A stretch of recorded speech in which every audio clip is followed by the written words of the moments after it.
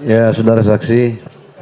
Iya Pak Profesor. Tidak. Proses ini Interupsi Pak Ketua, interupsi Pak Ketua Majelis. Sidang ini Ini saya selaku anggota majelis tersinggung malah. Iya, Pak. Karena ini bukan pertanyaan pada saksi tapi malah kayak mengguruin majelis gitu. Biar saja saya juga begini, kenapa emang? Maaf ya, Kita tidak mengganggu substansi. Ini loh, kita akan mencari sebentar, begini, saudara begini, sebentar. Iya, sebentar dulu, sebentar. Dengarkan dulu.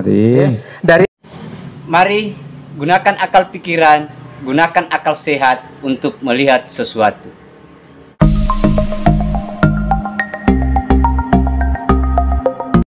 Assalamualaikum warahmatullahi wabarakatuh. Salam sejahtera untuk kita semua. Salam demokrasi dan salam pluralisme. Jumpa lagi sahabat-sahabat di Rahmat Channel. Nah, kali ini masih sekaitan dengan persidangan Gus Nur yang dimana memeriksa saksi-saksi. Untuk kali ini sahabat-sahabat itu sedikit menarik karena salah satu pengacara Gus Nur ini berulah lagi di dalam persidangan. Nah, apalagi sahabat-sahabat ya, pasti isunya buntut-buntutnya adalah pernah melihat ijazah palsu apa tidak? Yang membuat kita cengar-cengir. Cengar-cengir itu karena itu terus itu pertanyaannya. Penistaan agama, ijazah palsu. Berita kebohongan, ijazah palsu. Nah, itu sahabat-sahabat. Tapi bukan di situ sahabat-sahabat.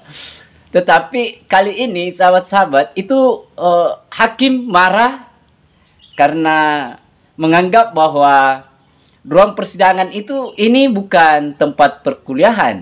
Ini adalah proses pemeriksaan saksi-saksi. Nah, itu emosinya itu, dan sampai pada menegaskan kalau memang seandainya ini tidak mau didengarkan atau tidak mau diatur, maka silakan tinggalkan ruangan persidangan. Nah, itu sahabat-sahabat ya, sebelum kita lihat videonya. Kemudian yang kedua, penasehat hukum atau PH Bambang Tri dan Gus Nur ini mempertanyakan sekaitan dengan penelitian yang dilakukan oleh Bambang Tri yang konon kabarnya itu dilakukan selama 3 tahun. Nah, saya kira itu sahabat-sahabat keywordnya atau kata kuncinya dari video ini. Untuk lebih jelasnya, mari kita lihat videonya. Ya, saudara saksi. Iya Pak Profesor. Tidak bermaksud mengajari anak sekolah. Pertanyaan saya, berpikir itu apa menurut saudara saksi? Berpikir. Berpikir adalah menggunakan seluruh potensi yang ada pada manusia dia sendiri. Di dalamnya mungkin ada rasa, ada otak dan sebagainya untuk memahami, mencari solusi dan mengapresiasi suatu masalah. Itu mungkin dalam pengertian proses berpikir. Berpikir ialah kemampuan membedakan yang beda dan menyamakan yang sama. Matur nuwun. Ketika Anda membedakan yang sama dan menyamakan yang beda, itu pasti blow on. Artinya tidak berpikir. Terima kasih. Misalnya, Anda menyatakan saudara Bambang Tri salah karena mengungkap apa yang diyakininya itu untuk tentang ijazah palsu. Anda bilang itu salah, gitu? Ya. Padahal Undang-Undang Pasal 28 ya huruf E Undang-Undang Dasar 45 itu kebebasan menyatakan pendapat, lisan maupun tulisan. kalau bisa to the point aja. Nah, oleh karena itu saya ingin ajarkan ini berpikir itu. Ini bukan sekolah, bukan sekolah supaya saksi ini berkualitas. Ini terima kasih. Namanya berani-beraninya lah nyalain orang. undang-undang membenarkan. Itu satu. Ya. Yang kedua, soal keyakinan. Keyakinan itu dalam konteks berpikir wilayah iman. Sehingga kita yakin kepada sesuatu. Nggak bisa digugat. Anda yakin dengan Islam, si fulan tidak, nggak bisa digugat. Lakum dinukum waliyadin. Agamamu, agamamu, agamaku, agamaku. Nah, dalam konteks keyakinan itu tidak punya nilai untuk menentukan ijazah asli.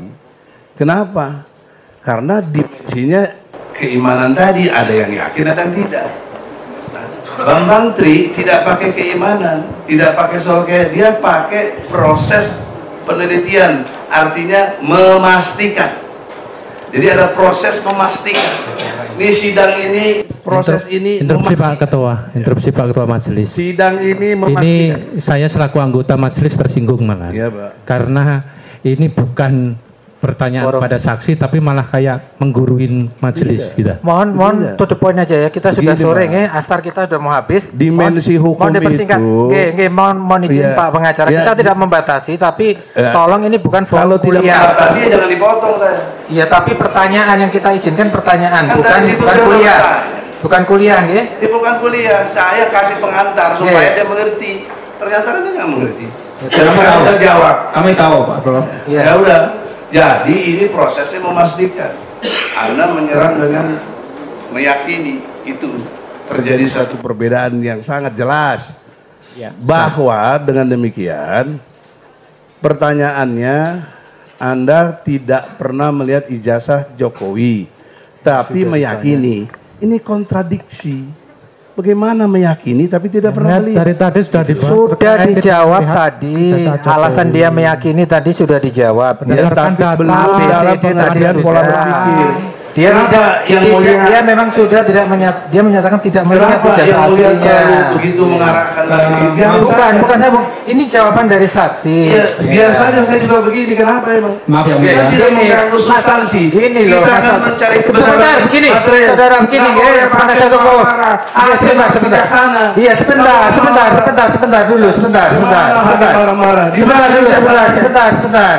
Dengarkan dulu. Astagfirullahaladzim. Ya. Dari awal tadi sudah saya sampaikan, karena mohon dibatasi pertanyaannya to the point dan tidak bertele-tele, terutama yang di luar konteks dari surat dakwaan. Jadi supaya juga diperhatikan juga kebebasan saksi itu di KUHP diatur, saksi tidak boleh dalam harus memberikan jawaban yang bebas, tidak boleh tertekan dan sebagainya. Itu tolong dipahami juga. Kode etik pengacara kan juga sudah ada, kode etik advokat juga ada.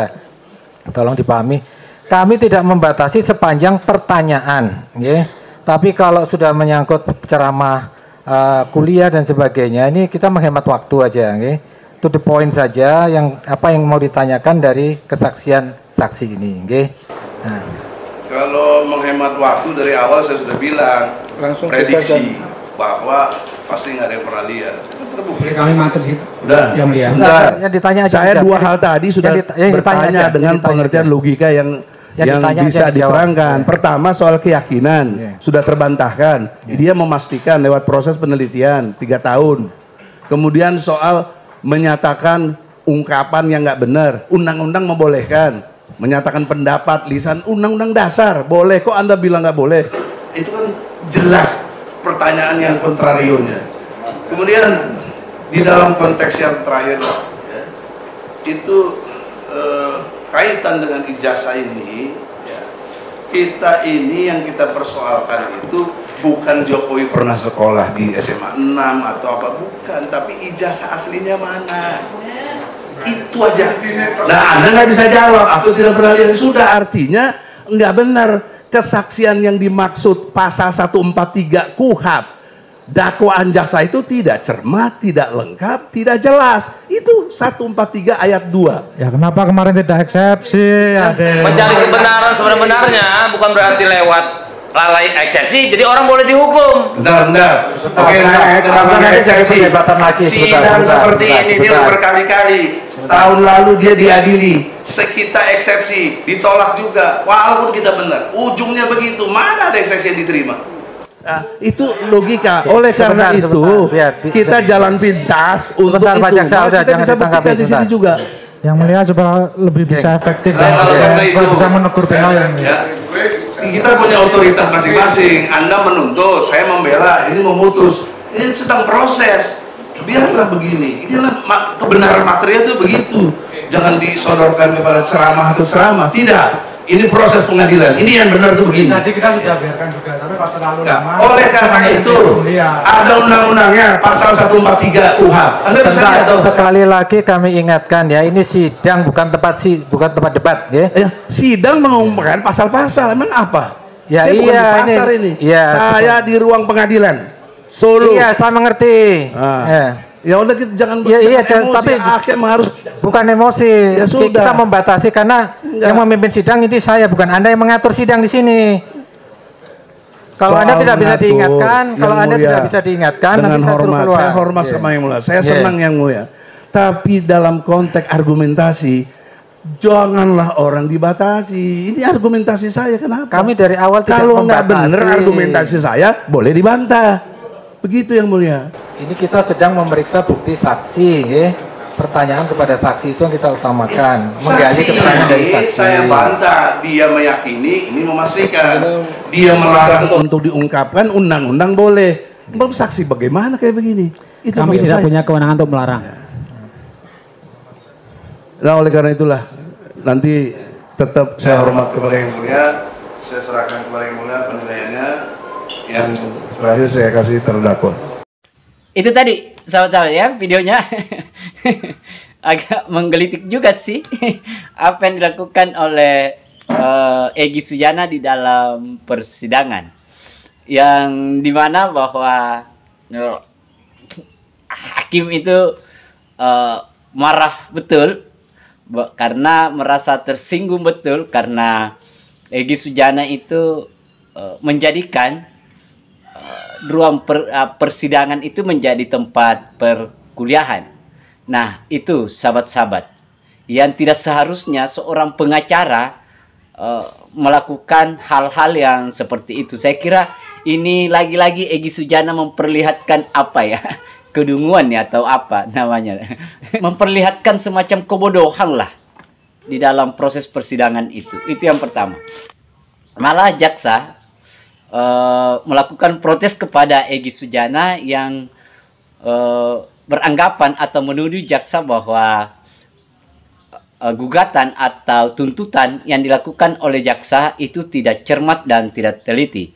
Nah, jaksa langsung memberikan sanggahan bahwa kenapa Anda tidak melakukan eksepsi untuk membantah itu. Nah, itu kan proses hukumnya.